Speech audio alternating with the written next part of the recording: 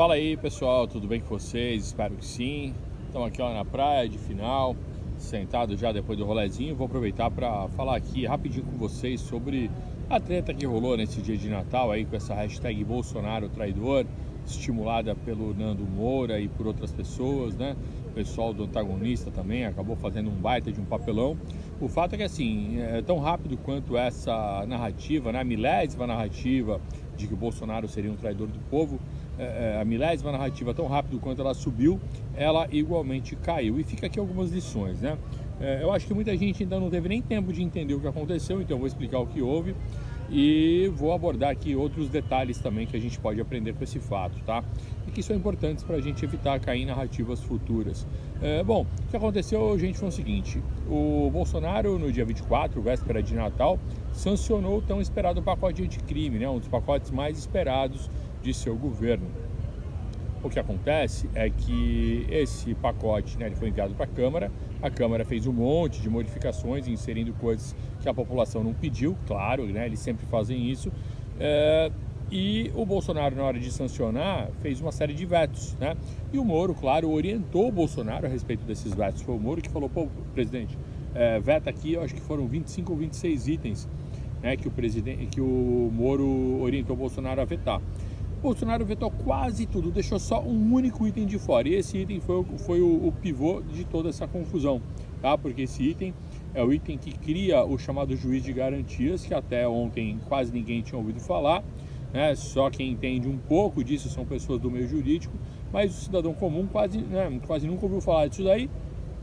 Então já ficou muito estranho que do nada, né, milhares de pessoas já estavam ali com opinião formada sobre o assunto que até ontem nunca tinham ouvido falar. Isso não é uma movimentação normal de opinião pública, e eu vou mostrar para vocês como que isso aconteceu, né? Então olha só, essa emenda de criar um juiz de garantias foi uma emenda de Marcelo Freixo, e isso foi usado como argumento para as pessoas que queriam criticar o Bolsonaro. Ah, Bolsonaro traiu, agora traiu o povo, não vetou a emenda do Freixo, quer ajudar Marcelo Freixo. Começaram com essa porcaria. E aí, gente, o que a gente precisa entender? Primeiro de tudo é a falta de senso de proporções, tá? Vamos supor que a narrativa esteja correta e que o Bolsonaro deu mole para Marcelo Freixo. Vamos supor. Ainda assim, o mais importante é ter senso de proporções, tá? Porque o próprio Moro disse que o pacote não é um pacote dos sonhos, mas é um bom pacote e que vai ajudar no combate ao crime. Então, veja só, se vocês confiam no Moro e ele está comemorando o pacote, por que está todo mundo só criticando o presidente em vez de comemorar? Porque o próprio Moro está comemorando, tá? Então, assim, a política ela não é uma ciência exata e nem a fórmula do paraíso, ela é a arte do possível, né? E nesse contexto, a gente tem que entender também que não é o Bolsonaro que trabalha para o Moro, é o Moro que trabalha para o Bolsonaro. Cabe ao Moro, como ministro, orientar tecnicamente, né, o presidente. Então o Moro faz orientação técnica ideal e o Bolsonaro pega essa orientação e faz a aplicação política ideal ou possível, né? Nem sempre você consegue fazer o ideal. O fato é que, ainda que por um outro motivo o Bolsonaro tivesse dado esse mole aí para o Marcelo Freixo, o que está se revelando agora, através das últimas postagens que eu estou acompanhando, é que na verdade o presidente deixou o Congresso com uma baita bucha na mão, baita abacaxi na mão, porque esse juiz de garantia, o que é um juiz de garantias? É um segundo juiz para fazer parte do processo. Então imagina que quase metade das comarcas do Brasil tem um único juiz. Imagina o trabalhão que vai dar, num prazo de 30 dias para implementar essa medida, colocar um segundo juiz nesses locais. É uma coisa quase que impossível de fazer. Então a Câmara agora vai ficar com uma bucha na mão, o Judiciário vai ficar com uma bucha na mão, ou seja, os caras criaram um problema e o Bolsonaro, em vez de acabar com o problema, deixou o problema na mão dos caras. Esse vira de vocês, fica aí e cuida. Foi isso que ele fez. Então ele foi estratégico, né? E por que o Moro orientou para vetar? Veja que também o motivo também que o Moro orientou para vetar não foi o motivo de ser bom ou ruim para a justiça ou para a impunidade, que muita gente já começou a vir com isso. Não, é o Freixo que está querendo para combater abusos semelhantes ao que Moro teria cometido contra Lula, né? Esse era o argumento de Marcelo Freixo, e muita gente já, eles querem acabar com a Lava Jato, eles querem promover impunidade, agora o Brasil vai virar um mar da impunidade. Tá certo, o Brasil tem a justiça da Inglaterra aqui, ele vai virar impunidade por causa disso? Pelo amor de Deus, né, gente? Tem um senso de proporções, tá? o Brasil já é um mar da impunidade e com esse pacote, segundo o Moro, vai melhorar um pouco, tá? E essa medida do Freixo de colocar, essa emenda dele de colocar um segundo juiz, o juiz de garantias, é algo que já teve no Brasil em outras vezes, com outros nomes, e o próprio Moro não entrou no mérito se isso era bom ou ruim para a justiça ou para a impunidade. O Moro orientou o Bolsonaro para vetar justamente porque ele entendia que vai ser quase impossível implementar isso aí. E o Bolsonaro, ao que parece, ao que está dando para perceber agora, a essa hora da noite, à meia-noite, né, do fim do dia 25, fim do dia de Natal, é que o Bolsonaro justamente não quis vetar para deixar o Judiciário e a Câmara com essa bucha na mão, porque eles não vão conseguir implementar e vai ficar feio para eles, ainda vão ficar com uma má situação perante a opinião pública. Mas né, a mídia não ia perder a oportunidade de criar uma narrativa, de explorar isso da pior maneira possível. Óbvio que se o Moro está comemorando que o pacote é bom, a mídia vai fazer de tudo para explorar os aspectos mais negativos, só que depois disso tudo, né, tá ficando feio para a própria mídia, né, e para o próprio Nando Moura, que subiu a hashtag Nando traidor, Bolsonaro traidor, e rapidamente subiu a hashtag Nando traidor também. E olha só que sacanagem fez o antagonista, né? Muita gente ainda admira o antagonista, acha que esses caras têm alguma moral. Vocês têm que entender o nível da baixaria que eles usam, tá? Hoje, por exemplo, eles fizeram uma matéria dizendo assim, hashtag Bolsonaro traidor é primeiro lugar no Twitter. Esse é o pior tipo de mentira, né? A mentira que é uma verdade que esconde outras verdades, tá? E acaba passando uma impressão errada sobre as coisas. É a tal da desinformação, que é muito pior que a fake news. Olha só, de fato, hoje, dia de Natal, né, hoje já até acabou, né, já passou de meia-noite, mas no dia de Natal é natural que as pessoas fiquem menos na rede social. Então você vai ter menos assuntos relevantes no Twitter. Em algum momento, no começo ali, em algum momento do dia, quando o Nando Moura começou a bombar o negócio, a hashtag Bolsonaro traidor chegou de fato a alcançar o primeiro lugar no Twitter com 3.981 referências. É um número inexpressivo para quem conhece um pouco de Twitter, sabe que esse é um número irrelevante, menos de 4.000 referências, e alcançou o topo lá durante alguns momentos. O antagonista printou exatamente aquele momento e foi fazer uma matéria disso daí. Então olha o nível da baixaria dos caras, né? Então assim, eles não estão mentindo, alcançou o primeiro lugar.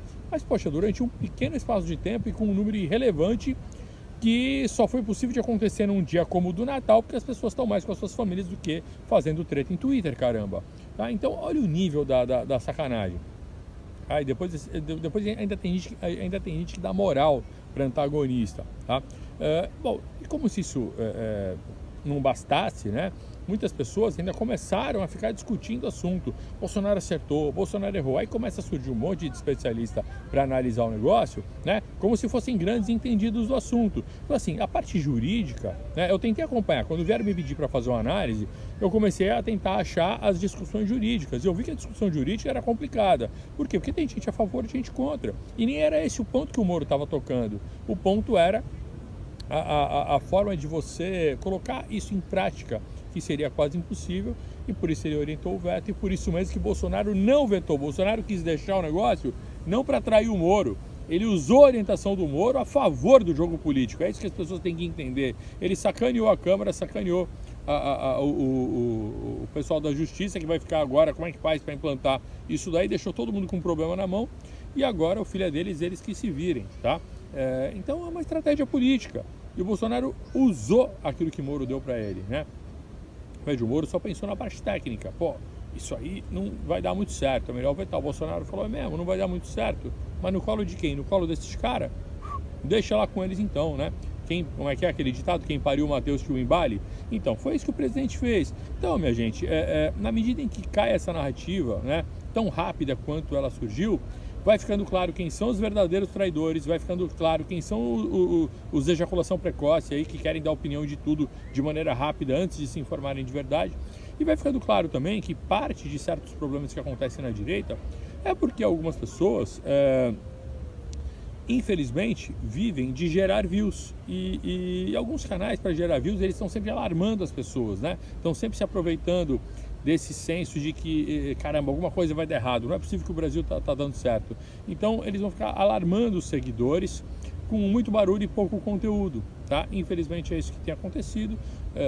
Muita gente hoje vive de YouTube, não sou contra viver de YouTube, acho que é uma coisa interessante pra caramba, mas a linha entre você ficar psico de gerar views e a linha entre produzir um bom conteúdo, muitas vezes você fica ali numa fronteira se você não tomar cuidado, né? Porque muitas dessas pessoas que vivem disso hoje não são os jornalistas profissionais.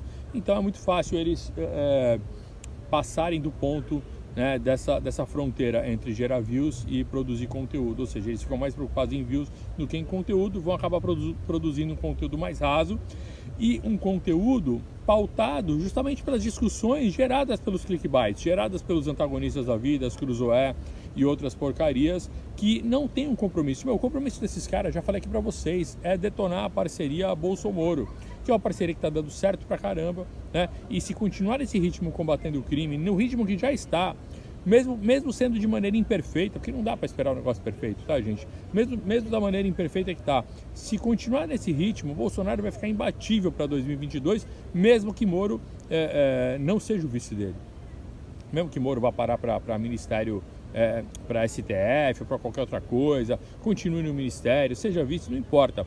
Essa dupla está dando certo, está funcionando e o pessoal da isentosfera, da isentucanosfera que eu sempre falo aqui, está ficando desesperado. Veja, mal caiu uma narrativa agora nos últimos dias de que Bolsonaro estava traindo o Moro com o papo de não indicar Moro para STF, já criaram outra hoje baseado nisso daí. Então esses caras estão com tanta sede de criar narrativa que eles acabam fazendo o quê? Se expondo dessa maneira que eu mostrei aqui para vocês. Antagonista com a maior pilantragem, né?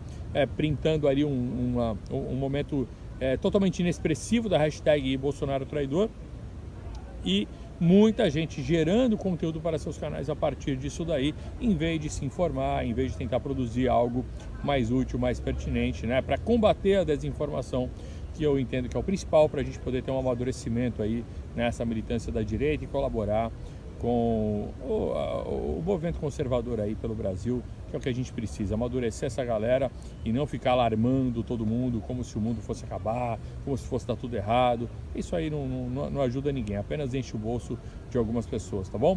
Pessoal, espero que esse papo tenha sido útil para vocês, espero que o Natal de vocês tenha sido muito bom e que do ano que vem seja melhor ainda, tá bom? Forte abraço, fiquem com Deus, valeu!